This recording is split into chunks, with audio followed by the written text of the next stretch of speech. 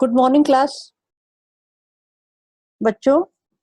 इसके पहले के वीडियो में हमने ब्राजील की वनस्पतियां देखी थी और मैंने आपको भारत का मानचित्र की स्टडी करने के लिए बताया था।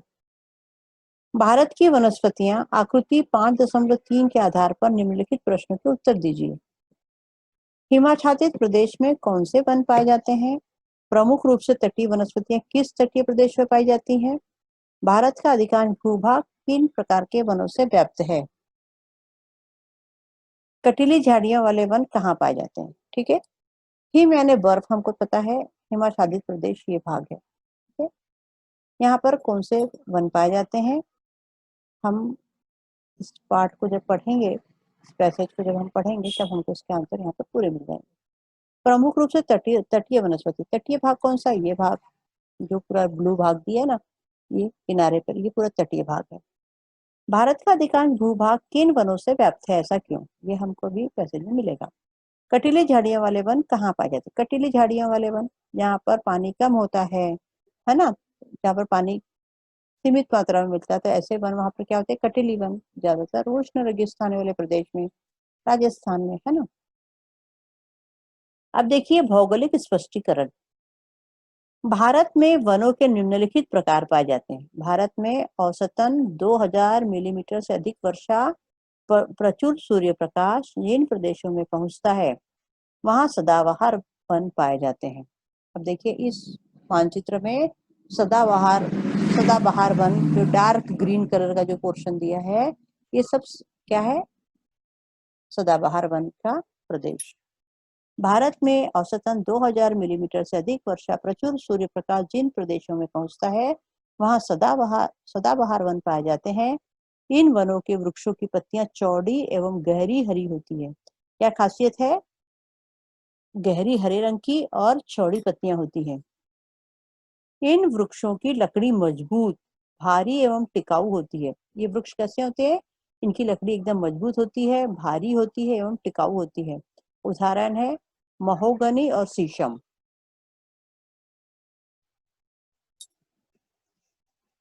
रबड़ इत्यादि इन वनों में अनेक प्रकार की लताएं भी होती हैं। लताएं यानी बेल, आपको पता है बेल, जैसे करेले की बेल होती है, सेम की बेल होती है ना। इन वनों में सर्वाधिक जैव विविधता पाई जाती है। भारत में 1000 से 2000 मिलीमीटर वृष्टि के प्रदेश में पर्णपाती वन पाए जाते हैं। पर्णपाती वन मैंने आपको बताया, जो वृक्ष अपनी पत्तियों को झड़ा देते हैं उन्हें कहते हैं पर्णपाती वन। जब वर्षा नहीं होती तो बाष्पीकरण से पानी कम न हो जब वर्षा नहीं होती तो बाष्पीकरण के कारण पानी कम न हो, इसलिए वनस्पतियां अपनी पत्तियों को गिरा देती है। उदाहरण सागवान, बांस, बरगद, पीपल इत्यादि वृक्ष इन वनों में पाए जाते हैं। पर्णपाती वन के उदाहरण कौन से पेड़ हैं? सागवान, बांस, बरगद, पीपल इत्यादि वृक्ष इन वनों में पाए जाते हैं। जैसे कि बारिश कम होगी और जड़ें सूखे ना, इसलिए कुदरत ने खुद ही ऐसा फैसला किया है कि ये वृक्ष अपनी पत्तियों को झड़ा देते हैं। पत्तियां जब जड़ के आजू बाजू गिरी रहेंगी तो बाष्पीकरण क्या होगा? कम होगा और वहां पे पानी बना रहेगा। भारत में जिस भागों में दीर्घ कालों तक शुष्क ग्रीष्म ऋतु होती है एवं 500 मीटर से भी अधिक मिलीमीटर से भी कम वर्षा होती है, ऐसे प्रदेशों में कटीली झाड़ियों के रूप में वन पाए जाते हैं। जहाँ पर वर्षा कम होती है वहां पर कैसे होते हैं? कैक्टस, कटीली झाड़ियां पाई जाती है, बबूल के पेड़। वनस्पतियों की पत्तियों का आकार भी छोटा होता है। पत्तियां कैसी होती है? छोटी छोटी होती हैं। बबूल, खेजड़ी,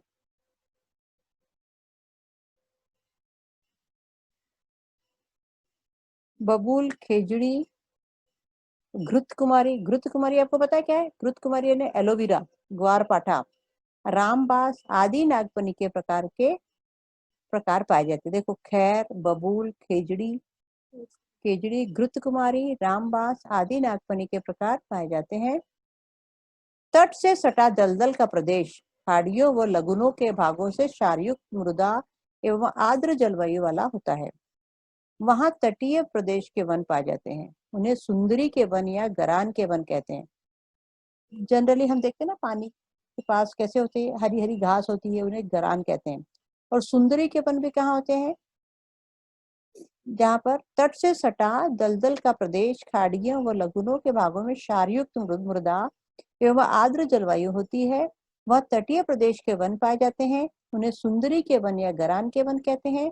इन वनस्पतियों की लकड़ी तैलीय, हल्की और टिकाऊ टिकाऊ होती है। ये देखिए इस नक्शे में सदाबहार वन जो पूरा डार्क हरा ग्रीन कलर है वो सदाबहार वन।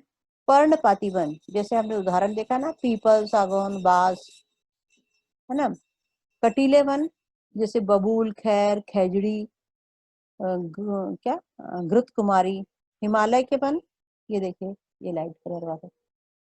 समुद्र तट के वन, समुद्र तट के ये देखिए किनारे वाले वन जो हल्के ब्लू ब्लू कलर के दिख रहे हैं ना, ये है। ठीक है।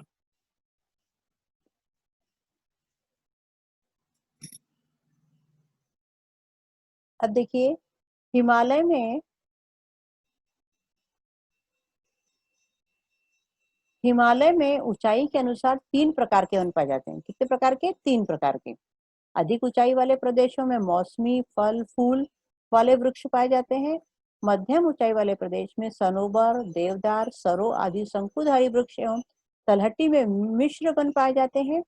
उनमें शंकुधारी एवं पर्णपाती वृक्ष भी होते हैं। इन वनों में साल के वृक्ष अधिक मात्रा में पाए जाते हैं।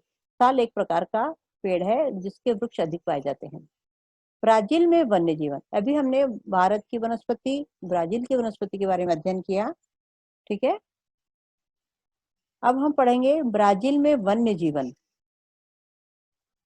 आकृति 5.4 के आधार पर आगे दिए गए प्रश्नों के उत्तर दीजिए। मानचित्र में दर्शाई गई प्रजातियों के शीर्षक दीजिए। कोंडोर, एनाकोंडा, सिंह, सम, सुनहरा तामरीन, मकाऊ इत्यादि। ये प्राणी किन प्रदेशों में पाए जाते हैं? इन प्रदेशों में उनका अधिवास होने के क्या कारण है? सीमा विस्तार की दृष्टि से वन प्रदेश का वर्गीकरण कीजिए। ये देखिए मानचित्र से मित्रता, है ना। यहाँ पे दिया है ब्राजील वन एवं वन्य जीव विश्व, जहाँ पे ये देखिए ग्रीन कलर है, पोपटी कलर है, विश्वत रेखीय वन है। जहाँ पर ये हल्का पोपटी है, उष्ण घास वाले प्रदेश हैं। ये जो ब्लू टाइप का है दलदल का प्रदेश है। ये उष्ण पर्णपाती वन है। पीला कलर पूरा क्या दिखा रहा है?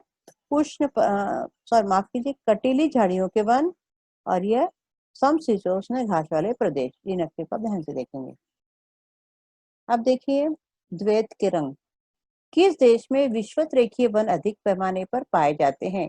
इसके पीछे क्या कारण हो सकता है? आप जब भी देखेंगे ना विषुवत रेखा वन कहाँ पर है, वो उसको ध्यान से देखना है। भारत में ऐसे कौन से वन है जो ब्राजील में नहीं पाए जाते? ब्राजील में ऐसे कौन से वन है जो भारत में भी पाए जाते हैं? किस देश में वनस्पतियों में अधिक विविधता पाई जाती है? इसके पीछे के कारण क्या होगा? जलवायु एवं वनों के प्रकार को ध्यान में रखते हुए किस देश में वनाधारित व्यवसाय का विकास अधिक होगा? जलवायु एवं वनों के प्रकार को ध्यान में रखते हुए वन पर आधारित व्यवसाय और उसका विकास कैसे अधिक होगा? अब देखिए भौगोलिक स्पष्टीकरण। विश्व के किसी भी अन्य देश की अपेक्षा ब्राजील में वन्य जीवन में अधिक विविधता पाई जाती है। जैसे कि पहले मैंने बताया कि वन्य जीवन में भी जैसे वहां पर वनस्पतियों में विविधता अधिक पाई जाती है, उसी प्रकार वन्य जीवन में भी विविधता अधिक पाई जाती है। पेंटानल नामक दलदली प्रदेश में विशाल एनाकोंडा पाया जाता है। पेंटानल किसका नाम है? इसको आप अंडरलाइन कर लेना। पेंटानल नाम है एक दलदल का। और यहाँ पर क्या ज्यादा पाया जाता है? एनाकोंडा। ब्राजील में बड़े गिनीपिग, मगरमच्छ, घड़ियाल, बंदर, प्यूमा, तेंदुआ आदि प्राणी पाए जाते हैं। मछलियों की प्रजातियों में सागर में पाई जाने वाली सर्वोड फिश और नदी में पाई जाने वाली पिराना व गुलाबी डॉल्फिन डॉल्फिन प्रमुख है। इसको भी आप अंडरलाइन कर लो। गुलाबी डॉल्फिन वहां की खासियत है, कहाँ की? ब्राजील की। ठीक है। बहुत ऊंचाई पर उड़ने वाला बड़े आकार का कोंडोर पक्षी विभिन्न प्रकार के तोते, मकाऊ, राजहंस आदि पक्षियों की प्रजातियां पाई जाती है।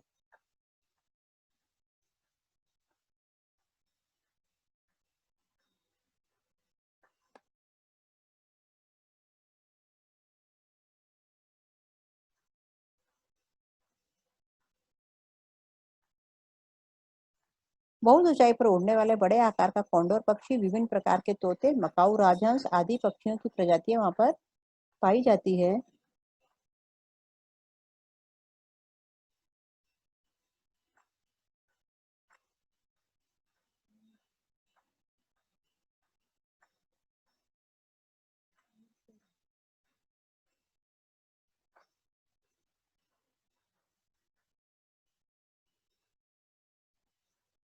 ये पैराग्राफ समझा के एंड करो। अच्छा। वो जूम नहीं होगा, एक बार जूम कम करूंगे तो मैंने अच्छा। आपको पहले भी बताया।